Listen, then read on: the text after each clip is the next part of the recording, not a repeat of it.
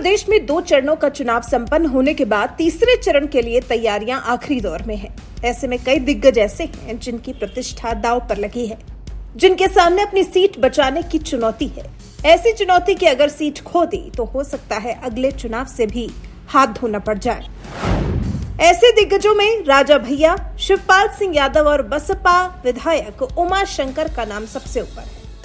तो यहाँ ये समझना जरूरी है कि कैसे इनकी प्रतिष्ठा दांव पर है और क्या समीकरण है कि ये अपनी सीट बचा ले जाने में सक्षम होंगे। तो सबसे पहले बात प्रगतिशील समाजवादी पार्टी के अध्यक्ष अखिलेश यादव के चाचा शिवपाल सिंह यादव की,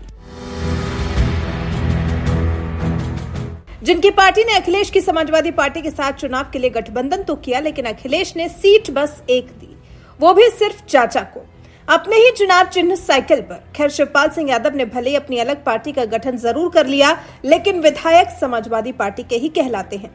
इसी कड़ी में फिर एक बार जसवंत नगर से अपनी किस्मत आजमाने मैदान में उतर रहे हैं शिवपाल सिंह यादव।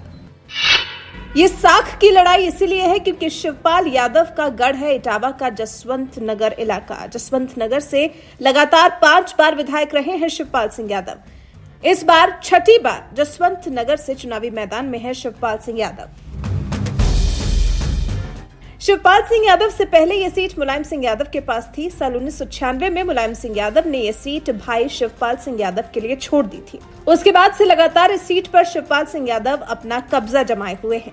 इस बीच समय समय पर अखिलेश और शिवपाल के बीच मनमुटाव की खबरें जरूर सुनाई दी, लेकिन उसके बाद भी ये सीट शिवपाल के ही खाते में रही। 2022 के चुनाव में शिवपाल सिंह यादव के सामने बीजेपी के विवेक शाक्य मैदान में है। बीएसपी ने जसवंत नगर में ब्रजेंद्र प्रताप सिंह को टिकट दिया है। कांग्रेस ने यहां इस सीट से कोई उम्मीदवार नहीं उतारा है। चौथे चरण में 23 फरवरी को 60 सीटों पर मतदान किया जाना है, जिसमें से एक सीट जसवंत नगर भी है। अगले दिग्गज है रघुराज प्रताप सिंह उर्फ राजा भैया।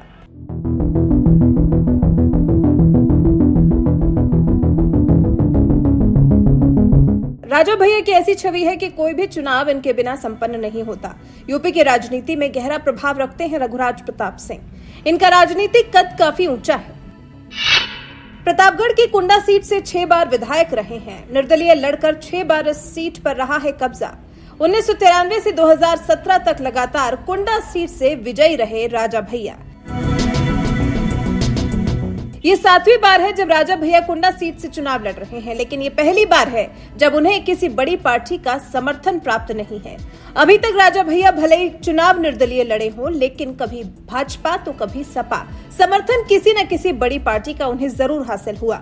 लेकिन इस बार तो राजा भैया से नाराज अखिलेश ने कभी राजा भैया के ही करीबी रहे गुलशन यादव को टिकट थमा दिया है, तो वहीं बीजेपी ने यहां से सिंधुजा मिश्रा को अपना प्रत्याशी घोषित किया है। ये पहली बार है जब अपनी पार्टी से चुनाव लड़ रहे हैं राजा भैया। मतलब अब तक जिस सीट पर सिर्फ राजा भैया का भौकाल था, उस सीट पर बीजेपी और सपा ने अपने भी धुरंधर उतार कर उन्हें टफ फाइट देने की कोशिश की है। देखते हैं 27 फरवरी को जब 5वें चरण का मतदान होगा, उस वक्त कुंडा विधानसभा सीट का क्या फैसला होता है, राजा भैया के भविष्य का क्या फैसला होता है। तीसरे दिग्गज हैं बसपा प्रत्याशी उमा शंकर सिंह।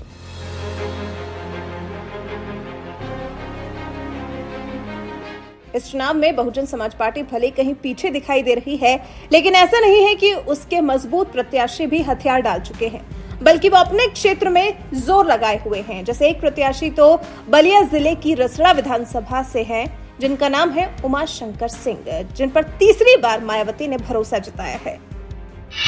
2012 में रसड़ा सीट से विधायक बने उमाशंकर सिंह। 2017 का भी चुनाव उमाशंकर सिंह ने जीता। 2022 में तीसरी बार बसपा ने टिकट दिया है। इस चुनाव को जीतने के बाद हैट्रिक लगा लेंगे उमाशंकर सिंह। रसड़ा बहुजन समाज पार्टी का गढ़ रही है। अब देखते हैं इस चुनाव में बसपा प्रत्याशी उमाशंकर सिंह क्या कमाल दिखा पाते हैं। देखते हैं 3 मार्च को 6ठे चरण के मतदान में हैट्रिक लगा पाने में कितना सफल हो पाते हैं उमाशंकर सिंह।